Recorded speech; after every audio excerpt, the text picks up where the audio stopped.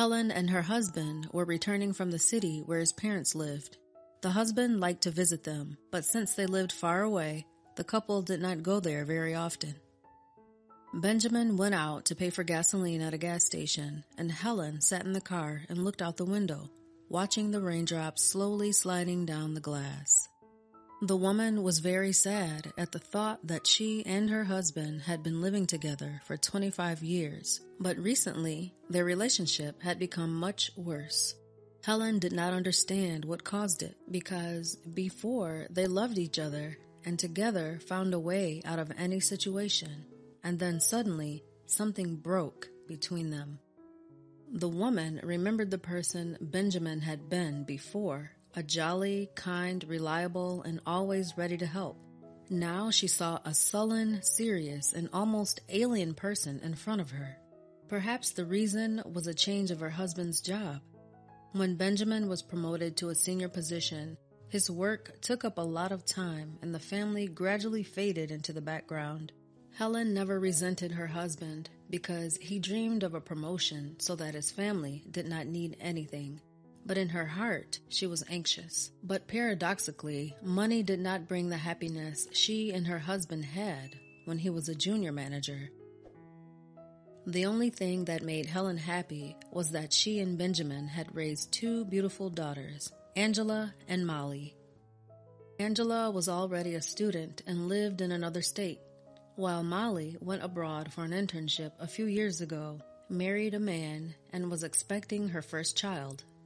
Except for her husband's cool attitude, a better life couldn't have been wished for. Benjamin returned to the car and interrupted her memories. Irritated, he slammed the door, and they drove away in the direction of the house. Helen again stared out the window and sunk into her thoughts.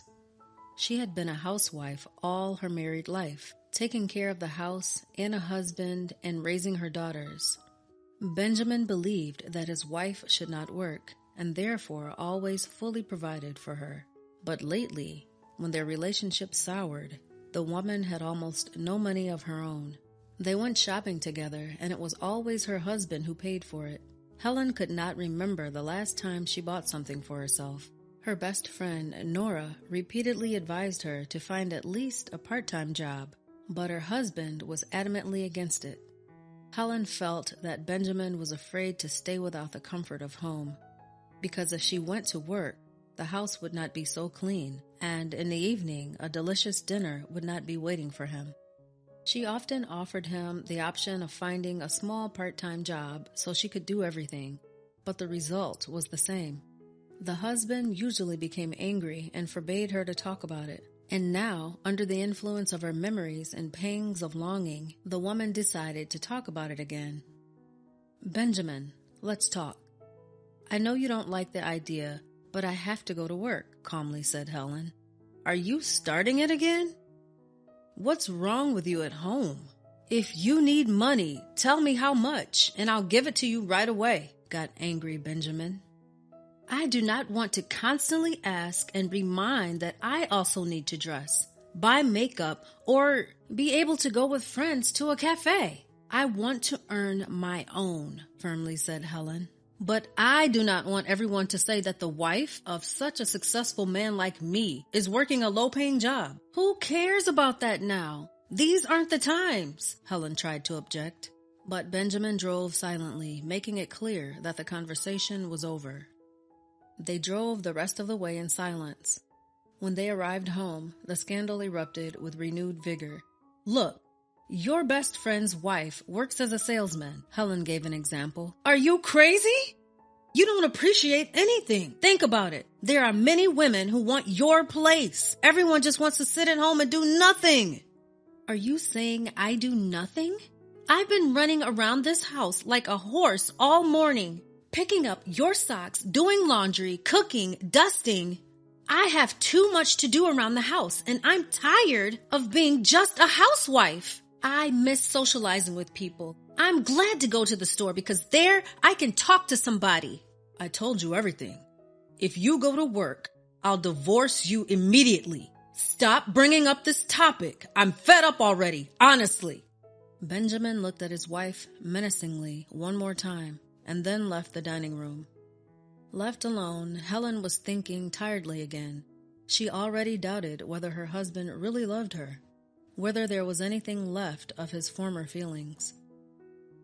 Their wedding anniversary was approaching, and Helen wanted to celebrate the occasion in a restaurant, but Benjamin decided otherwise.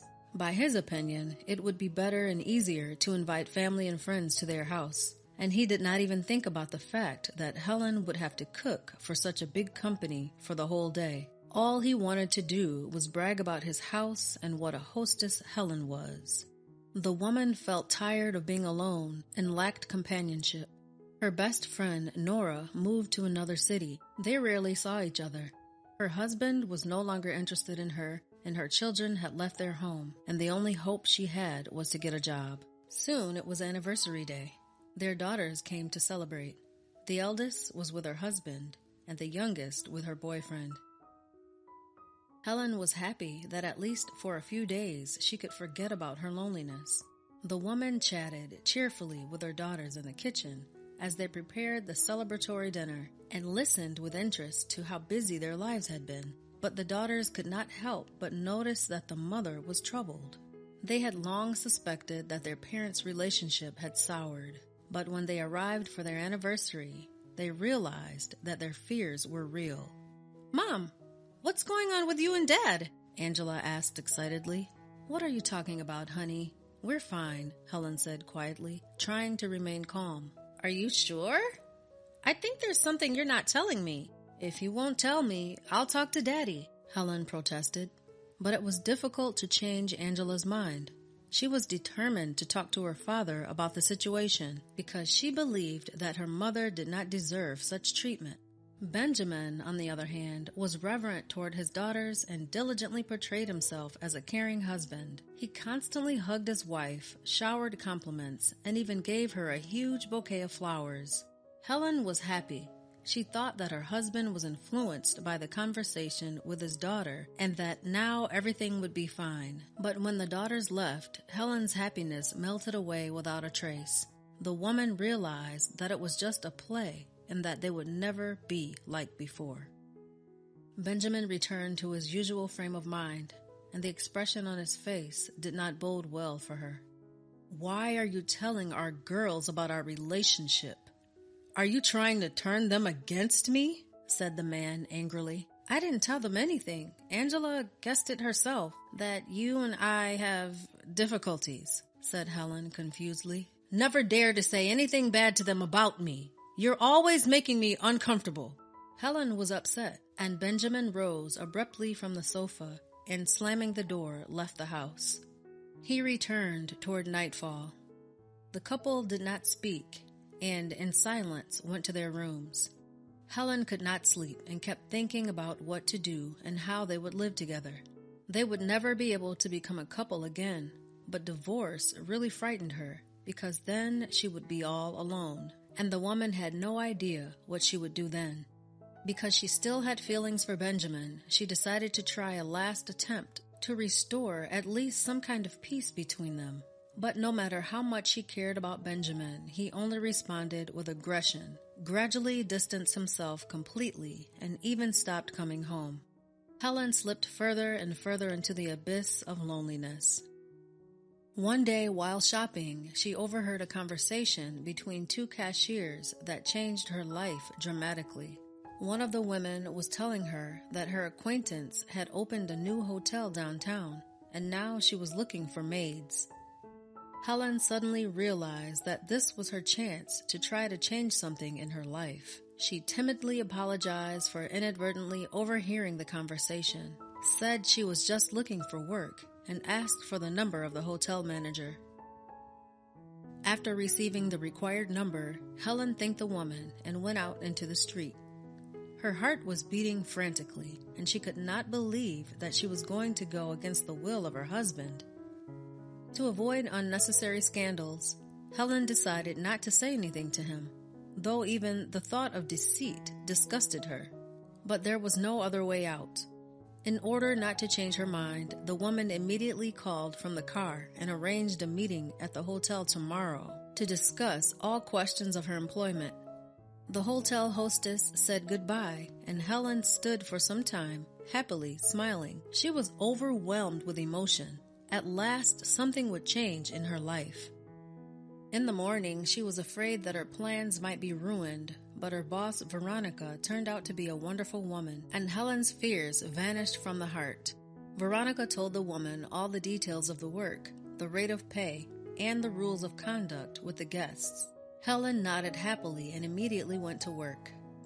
At first, it was unusual and difficult, but then the woman managed, as she had planned, to do all the work and take care of the house. And it was easy to keep the secret, because her husband paid little attention to her and could not notice changes in her behavior and mood. Meanwhile, Helen's mood improved considerably. The woman enjoyed her life to the fullest. She liked her work, her salary was paid weekly, and her co-workers were wonderful. Several wonderful months passed that way. The woman was so happy that even her husband's rude attitude did not upset her anymore. On one of her weekends, when her husband left on another business trip, Helen decided to devote a day to herself and go shopping, then cook something delicious. But when she returned from shopping, her boss asked her to relieve her colleague who had fallen ill. Helen saw no problem and agreed.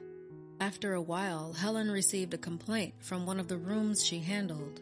Guests complained about dust in the room and the lack of drinks in the minibar. The woman rushed to fix the problems. When she entered the room, she did not see anyone and only heard the noise of pouring water. She began to dust and make the bed, and when she had finished, she saw a young woman in her 20s with wet hair. Her body was wrapped in a bath towel. The woman was indignant and showed her displeasure, demanding to be treated as a regular customer. Helen listened in silence, smiling politely. The young woman wanted to say something else, but then a voice came out of the bathroom, and Helen would have recognized it from 1,000 others. "Honey, don't be so rude to the staff. I think they all understood." "Helen? What are you doing here?" Dazed, Benjamin spoke and froze on the spot. "Hello, my darling. How was your business trip?" Helen sarcastically remarked. She was unbearably painful, but she tried not to cry, so as not to show weakness in front of this man, unworthy of her tears. Benjamin was clearly shocked. He in no way expected to see Helen here, and the only thing he could say in justification was that the young woman was his colleague. "Do you take showers with all your colleagues?"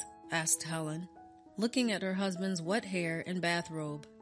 Benjamin tried to grab her arm, but Helen ripped her arm out, threw a rag at her spouse, and left the room.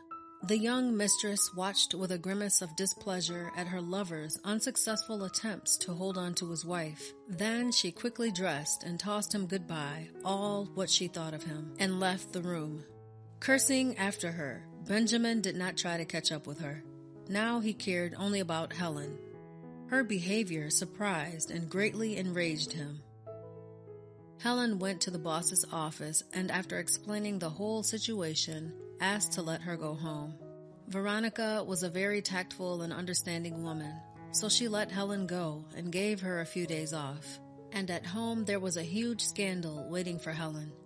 Benjamin knew very well that the best defense is an attack, and so he played the extreme dissatisfaction that his wife deceived him so cleverly and went against his will. Helen, on the other hand, in a crystal calm rage, reproached her husband for adultery, and even with a woman younger than their daughter.